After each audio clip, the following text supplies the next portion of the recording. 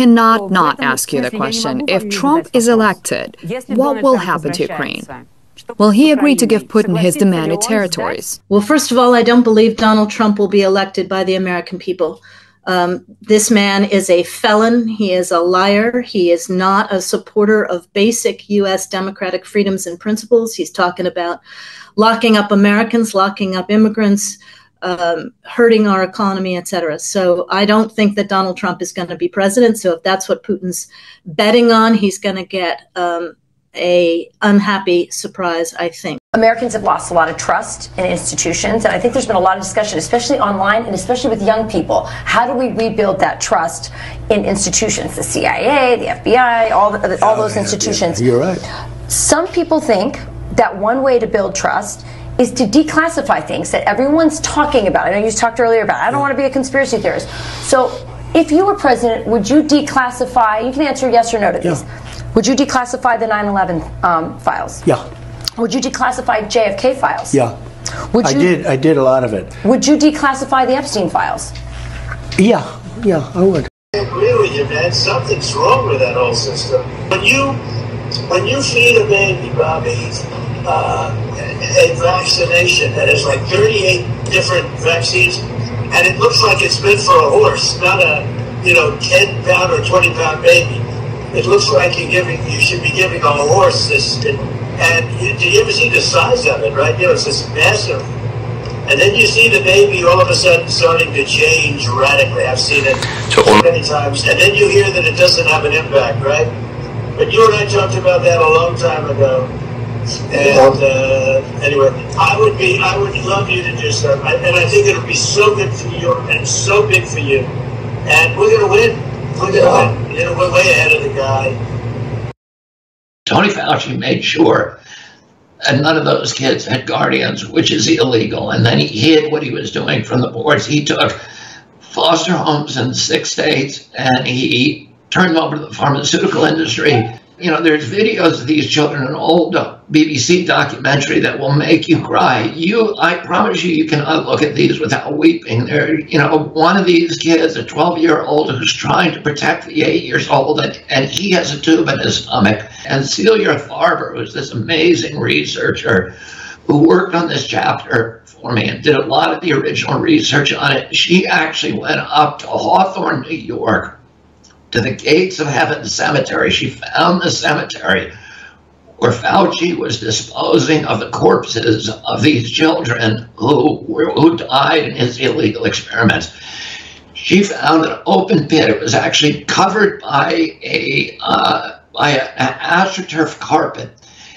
And she opened the astroturf carpet and she saw hundreds and hundreds of tiny little coffins stacked haphazardly upon each other, because these are children who have no parents and nobody was there to protect them. It's just the audacity with which they do this. I mean, they are elected officials, and in a democracy you have to act on behalf of the people, and you have to act in their best interest. But that's not happening anymore. It really isn't. They serve all kinds of interests, especially in the last 3 years. We've seen they were, pretty much serving the interest of pharmaceutical companies, coming up with this, ridiculous mRNA shot, calling it vaccine. And they had no regard and no concern for the safety of the people they were injecting with that stuff, for like by the millions and billions. Mm-hmm. So that is a completely new quality of atrocity that they reached at this point. And it's Isn't it dire circumstances. It's amazing how they're just kind of all doing it. And it's they are. It's scary. Yeah, they are. And it is. And the most scary part about this is they seem to be reading all from the same script. It's like the terms they used, build back better, safe and effective, and no one is safe until everyone is safe. And I've said that before, and I will say it again. This whole vaccination campaign, it will go down into the medical books as the biggest medical scandal ever. And yes, it will be known as the biggest crime to ever have been committed on mankind. I'm not supposed to be here tonight. Not supposed to be here. No?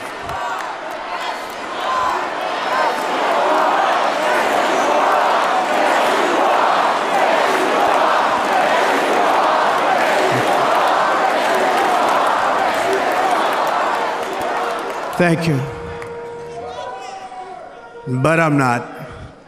And I'll tell you, I stand before you in this arena only by the grace of Almighty God.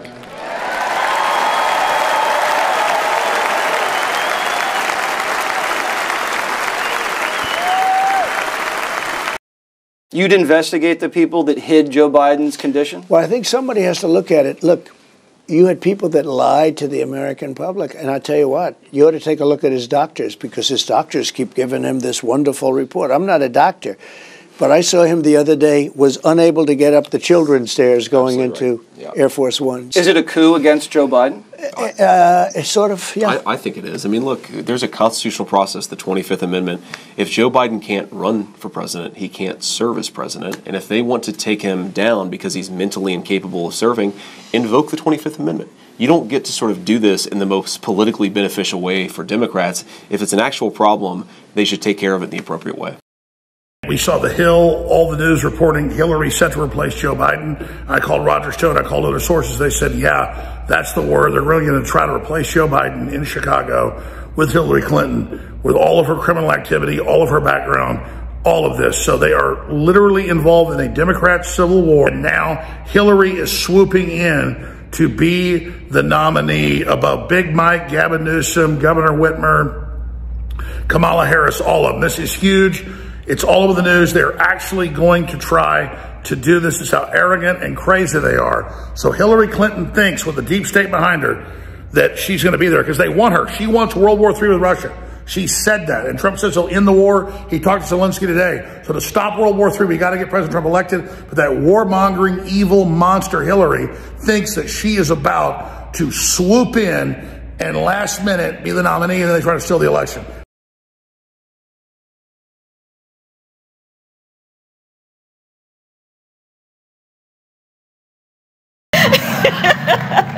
Think about the impact on something like public health. When we invest in clean energy and electric vehicles and reduce population, more of our children can breathe clean air and drink clean water.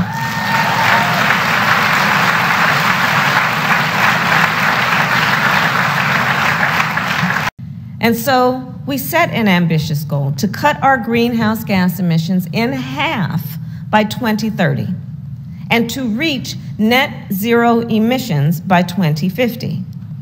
The investment we are announcing today will help us to achieve these goals. Look at the trajectory of this, how they're escalating on Trump, whether you love him or hate him. He's now a populist icon. He's now the underdog. The globalists are coming after him. They're coming after our right to vote for who we want. He gets 60% against which is the fundamental right in a democracy. The people rule. I can vote for whomever I want. And if you don't like that person, that's immaterial. Absolutely. Right? And he's been indicted for saying they're stealing elections. They're stealing it trying to... Oh, I'm aware. Well, yeah, absolutely. In their indictments of him is Absolutely. election theft, but yes. But despite that, he's got 60% against all other Republicans. He's 15, 20 points ahead of Biden. It's backfired, but the deep state's not going to stop. So when you said to Trump several times in that 400 million views or whatever you got, biggest show ever, you said to him, well, isn't the next thing them trying to kill you? And he's so confident he doesn't want to think about that. And he doesn't want to think about it. Whereas I admire someone that's that confident. The deep state does kill people, and that's their only next move because this is failing. You do not even have to have elections anymore because you can already predict, and afterwards you can say, why do we need elections? Because we know what the result will be. The fourth revolution, theorized by Klaus Schwab and the family of international finance, find in Bergoglio not a neutral spectator, which would itself already be an unheard of thing.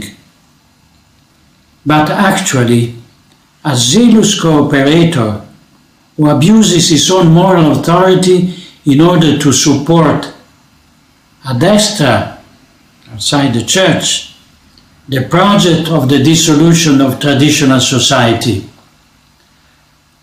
While ad intra within the church, he pursues the project of the demolition of the church in order to replace her with a philanthropic organization of Masonic inspiration. And it is scandalous.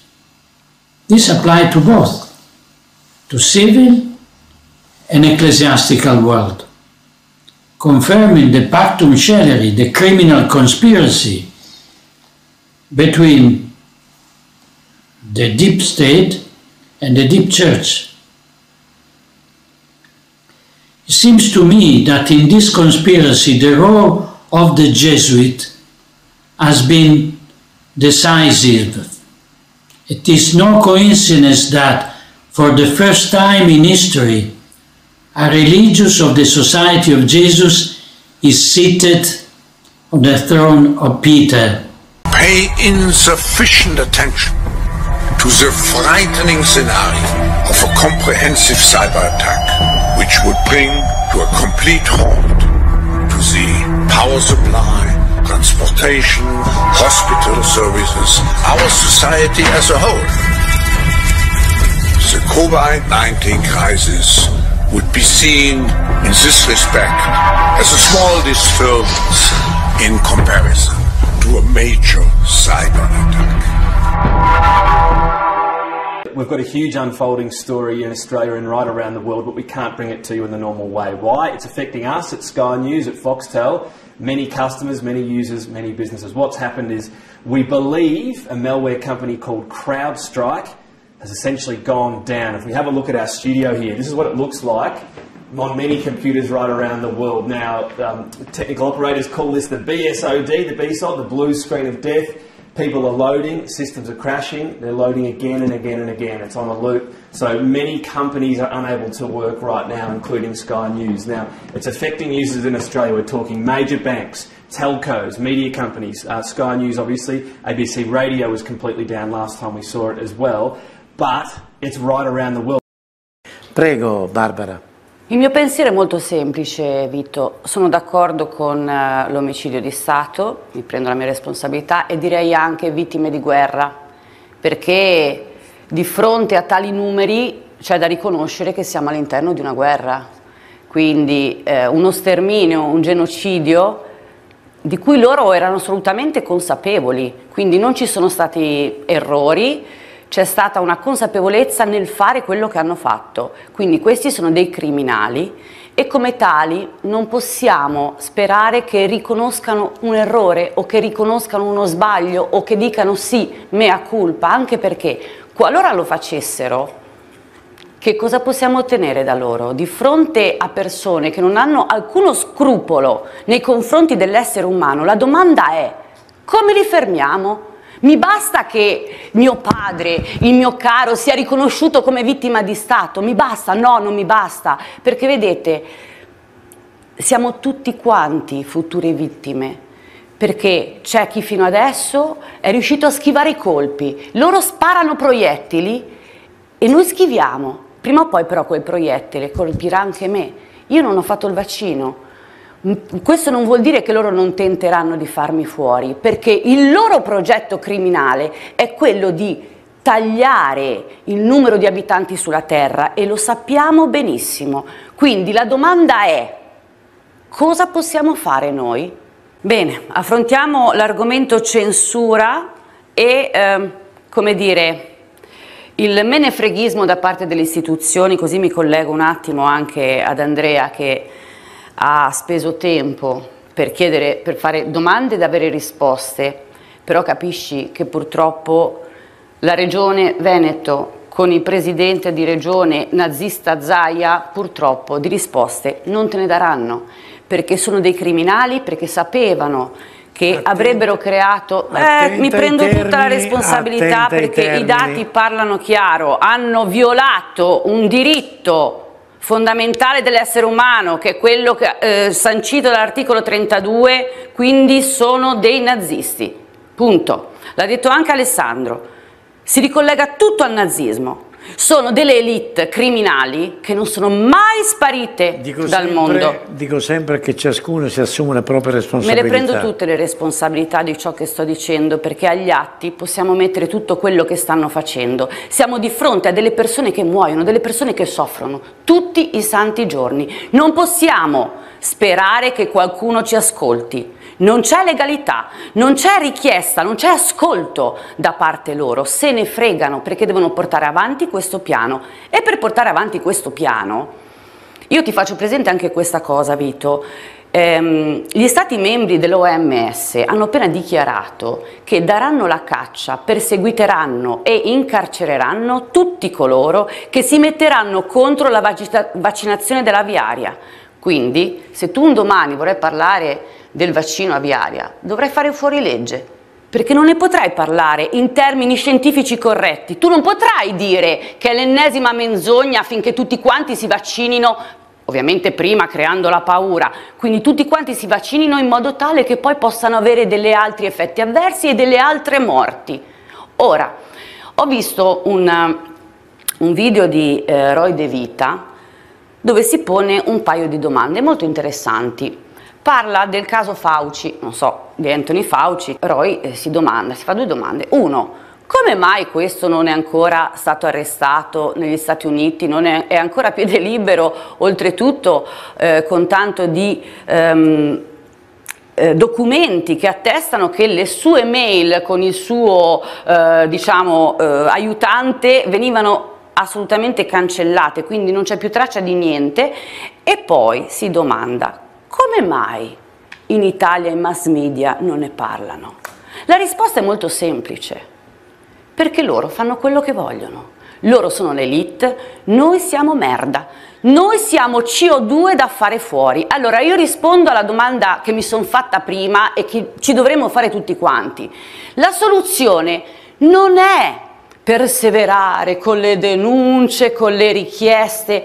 La soluzione è andare davanti allo specchio, guardarsi ogni mattina e dire: io cosa posso fare? Come posso lottare affinché tutto questo abominio, affinché le morti smettano, affinché noi riusciamo a riprenderci in mano quella che è l'essenza dell'essere umano, perché loro ci vogliono fare fuori a livello fisico e a livello mentale e poi schiavizzarci. Vogliamo che l'essere umano sparisca dalla faccia della terra, oppure vogliamo portare avanti quello che è l'essere umano?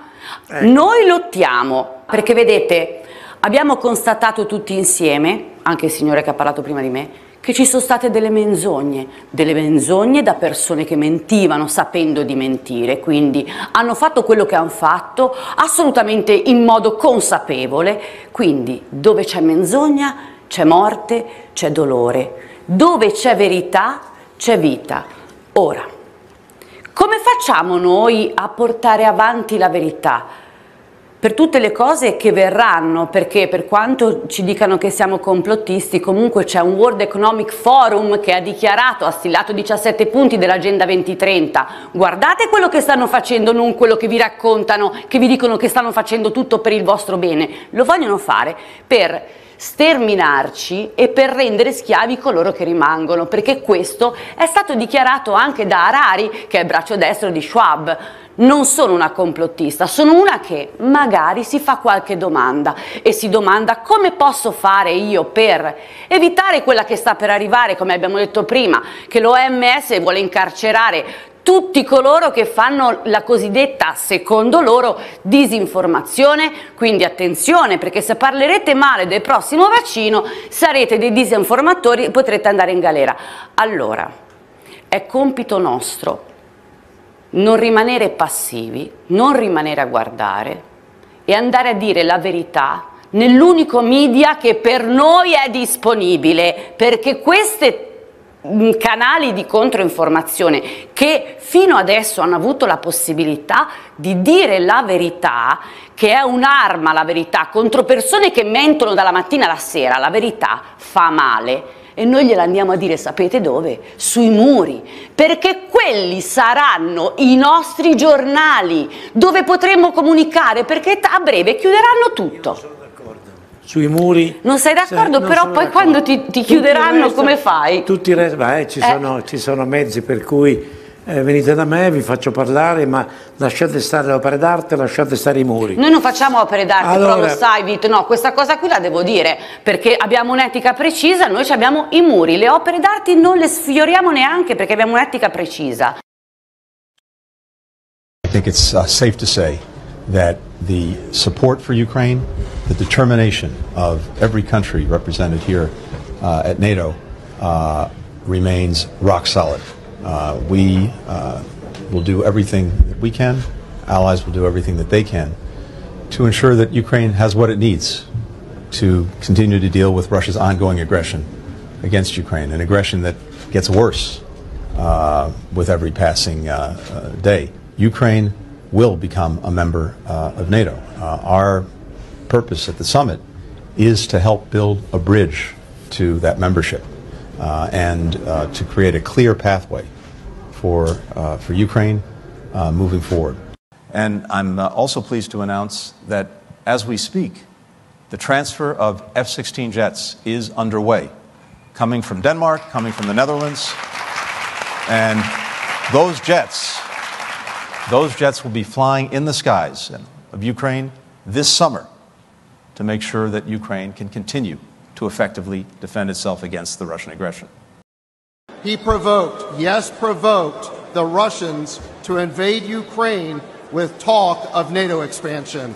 Afterward, he rejected every opportunity for peace in Ukraine, including a deal to end the war just 2 months after it broke out. Now the war is deep into its 3rd year, with no end in sight. Hundreds of thousands of people are dead. Hundreds of billions of our taxpayer dollars have gone up in smoke. President Biden sold us this new forever war by promising it would weaken Russia and strengthen America. Well, how does that look today? Russia's military is bigger than before, while our own stockpiles are dangerously depleted. Every day, there are new calls for escalation, and the world looks on in horror as Joe Biden's demented policy takes us to the brink of World War III. 是乌克兰危机的始作俑者，谁是地区陷入冲突战乱的幕后推手，谁是让危机延宕不绝的罪魁祸首，谁是全球和平稳定的最大乱源，国际社会看得清清楚楚。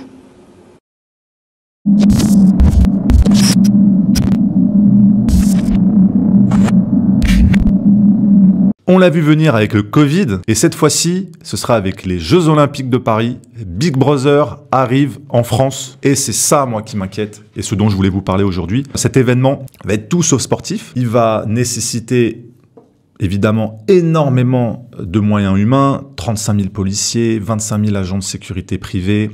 Mais ce qui est beaucoup plus inquiétant, ce sont ces nouvelles technologies qui vont investir la voie publique dans tout Paris et dans d'autres villes. Ces fameuses caméras de vidéosurveillance algorithmique, la VSA, qui vont être déployées un petit peu partout et qui vont permettre d'analyser les comportements des citoyens. Et c'est ce sujet qu'on aborde dans le numéro Nexus actuellement, dans le numéro 551, mars-avril 2024. C'est ce sujet, moi, qui m'interpelle en tant que journaliste, en tant que citoyen, parce qu'il n'a aucune limite, on va dire, par rapport à ce qu'il peut permettre de faire pour surveiller les citoyens.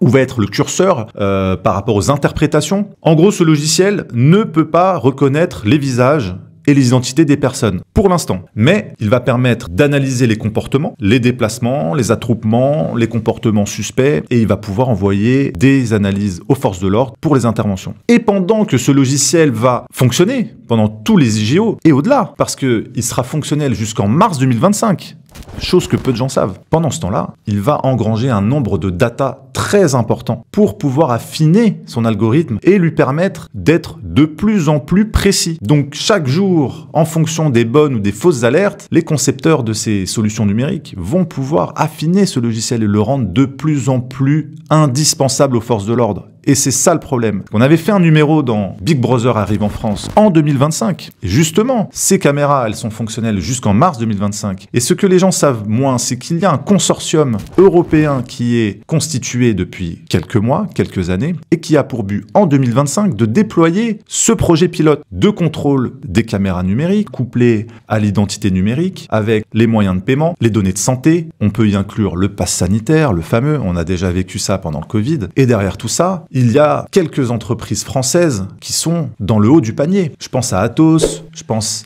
à DocaPost, une filiale de La Poste, je pense à Thales et bien d'autres. Moi, c'est ça qui m'inquiète parce que tout ça s'opère un petit peu en coulisses, même si tous les documents, les communiqués de presse sont publics, mais très très peu de médias, à part Nexus et quelques-uns, en parlent. Et moi, en tant que citoyen, je me pose la question, c'est comment est-ce qu'on va faire dans le futur pour avoir des opinions politiques divergentes, pour pouvoir assurer nos libertés en cas de pandémie?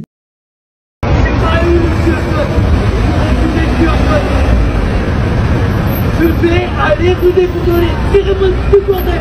Tirez-moi dessus. Alors laissez-moi partir. C'est juste ça. C'est rue des Bourdonnais, c'est juste ça. C'est putain de gueule. Tirez-moi dessus, putain.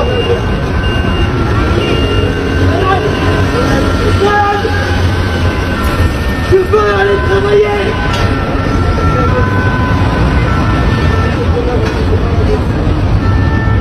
Comment j'accepte les Bourdonnais? Moi j'ai pas eu putain de QR code. Comment j'accepte les Bourdonnais? Comment j'y accède? Non. Moi j'y vais. J'ai rien fait de mal. Je veux aller bosser. Putain, vous me bloquez là. Je dois bosser. J'ai un rendez-vous dans 3 minutes. Alors laissez-moi passer, bordel.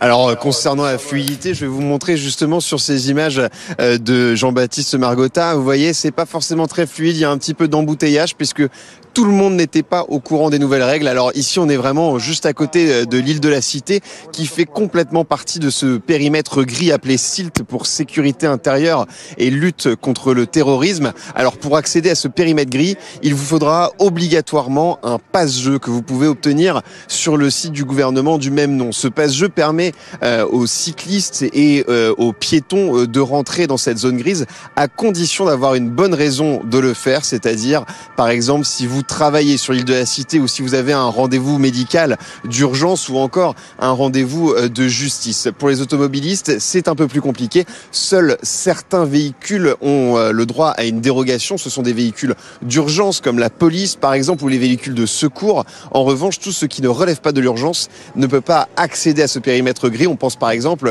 au taxi. Si vous prenez un taxi, il ne pourra pas passer par ce périmètre qui va du pont d'Austerlitz jusqu'au pont de Iéna. Et puis ensuite, il y a une deuxième zone, une zone rouge sur les cartes mises à disposition par le gouvernement qui sont donc cette zone rouge est autour du périmètre gris. Et là pour le coup, si vous êtes piéton ou cycliste, pas d'inquiétude, pas besoin d'avoir un passe-jeu, vous pouvez y circuler librement. Et puis pour les automobilistes, là pareil, il y a une dérogation, mais cette fois-ci, elle est un peu plus souple. On a Macron pour la 8e année. Ce monsieur Macron, on l'a vu venir depuis 2015. C'est quelqu'un de dangereux pour notre pays. Il est toujours là. Il va être l'arbitre des bons offices. Il va faire sa tambouille. Et il l'a dit, son agenda, il est supranational. Si la France est bloquée, ne peut pas être gouvernée, eh bien, il y aura des tutelles, FMI, etc., Commission européenne, et il va pouvoir finalement bien s'en sortir parce que le système, enfin la 5e République permet justement au président de la République, en cas justement de cohabitation de ce type, qui est une cohabitation bizarre d'ailleurs, parce que le bloc bourgeois est central, donc il va cohabiter avec lui-même quand même, globalement, permet justement de se dégager de la scène nationale pour investir la scène internationale. Donc finalement, ça lui laisse 3 ans pour faire ses manœuvres, à mon avis, anti-France. Donc je suis quand même très, très inquiet. L'Union a besoin de sa propre structure dédiée à la lutte contre les manipulations de l'information et des ingérences étrangères. Cette structure regroupera toute l'expertise, et assurera la liaison et la coordination avec les agences nationales existantes. Les capacités de renseignement, de détection, d'action, mais aussi de sanction doivent être renforcées.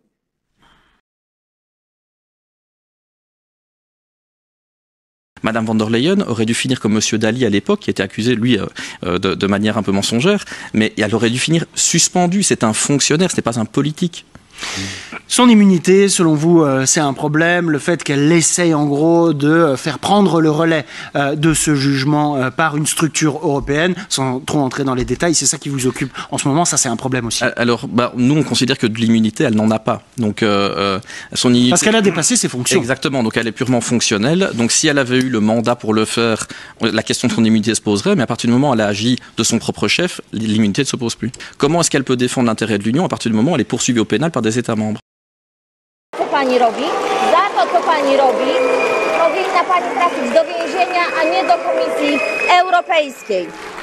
Pani obecność na stanowisku szefowej Komisji Europejskiej to upadek, dalszy upadek Unii Europejskiej. I wie pani, co myślimy o pani Europejskim Zielonym Ładzie? O to. Wie pani, co myślimy o pakcie migracyjnym? O to. Nawet pani nie patrzy w moją stronę. Time is up. Wstyd. Chcemy Europy wolnych i suwerennych narodów, a nie chorej lewackiej ideologii. Hernik. Pani Przewodnicząca, Szanowni Europosłowie, Pani Urszulo, najwyższy czas, by ktoś wprost Pani powiedział to, co o Pani myśli zdecydowana większość Europejczyków. Wybranie Pani na stanowisko przewodniczącej Komisji Europejskiej w poprzedniej kadencji było ogromnym błędem i niektórzy do dzisiaj mają kaca po tej decyzji. Jest Pani twarzą Europejskiego Zielonego Ładu, który niszczy europejską gospodarkę i rolnictwo, który prowadzi do tego, że z Europy robi się gospodarczy skansen. Jest Pani twarzą wszystkich unijnych klimatycznych wariactw, które prowadzą do tego, że my, Europejczycy, stajemy się coraz biedniejsi. Wreszcie jest Pani twarzą paktu migracyjnego i zwracam się do Pani jak kobieta do kobiety, jak matka do matki. Jak Pani nie wstyd promować coś takiego jak pakt migracyjny, który prowadzi do tego, że miliony kobiet w Europie i dzieci czuje się zagrożonych na ulicach swoich własnych miast. Odpowiada Pani za każdy gwałt, za każdą napaść, za każdą tragedię spowodowaną napływem nielegalnych imigrantów, bo to Pani tych ludzi zaprasza tutaj na teren Europy. I za to, co Pani robi, powinna Pani trafić do więzienia, a nie do Komisji Europejskiej. Pani obecność na stanowisku szefowej Komisji Europejskiej to upadek, dalszy upadek Unii Europejskiej. I wie Pani, co myślimy o Pani Europejskim Zielonym Ładzie? O to. Wie Pani, co myślimy o pakcie migracyjnym? O to. Nawet Pani nie patrzy w moją stronę.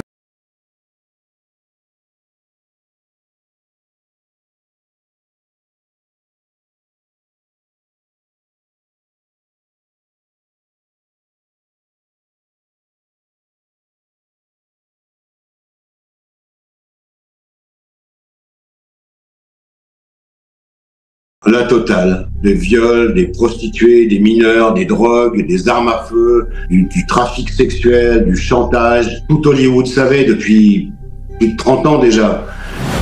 Dans le dernier numéro de l'envers des affaires, découvrez les tenants et les aboutissants de l'affaire Puff Daddy. Le roi du rap est aujourd'hui rattrapé par de nombreuses accusations de violences physiques, psychologiques, d'agressions sexuelles, de trafic humain, de harcèlement, de viol, voire de meurtre. Ça rappelle l'affaire Epstein, mais version hip-hop. Notre reporter Alex Jordanov est allé enquêter sur place, à Los Angeles. À ce jour, 8 femmes ont déjà déposé un total de 6 poursuites à l'encontre de Puff Daddy, des violences sexuelles, victimes droguées, mineurs, et tout cela pendant des années, et tout cela filmé par les centaines de caméras que Puff Daddy a installé dans ses différentes propriétés. C'est donc la plainte déposée par Rodney Jones, le dernier producteur en date de Puff Daddy, qui a déclenché l'irruption des Robocop dans la villa de Puff Daddy. Tout Hollywood savait depuis plus de 30 ans déjà. Et comme d'habitude, à quelques exceptions près, tout le monde a fermé sa gueule. Des mégastars comme Justin Bieber ou Usher en savent quelque chose. Certes, elles doivent leur carrière à Puff Daddy, mais ça n'a pas été gratuit. Ça n'a pas été gratuit. En plus, il les a fait venir dans ces villas de l'horreur quand ils étaient mineurs. Il y en a l'un avait 13 ans, l'autre avait 14 ans. Et ils ont été formés à la déviance pendant des années, jusqu'à ce qu'ils puissent s'en extirper. Justin Bieber en a fait une chanson où il dit littéralement « Je me suis égaré dans une fête de Didi, je ne savais pas comment ça se passait, on m'avait promis une Ferrari mais j'ai perdu mon âme, ça ne valait pas toute cette fortune, cette célébrité, et ma petite circonférence abîmée. Je ne marcherai plus pareil. » C'est évidemment une métaphore. Il m'a fait signer un papier comme quoi il n'avait jamais à s'excuser. Je me suis égaré dans une fête de Didi. Toute la vérité sur l'affaire Puff Daddy, c'est dans l'envers des affaires numéro 12, actuellement en kiosque et en digital.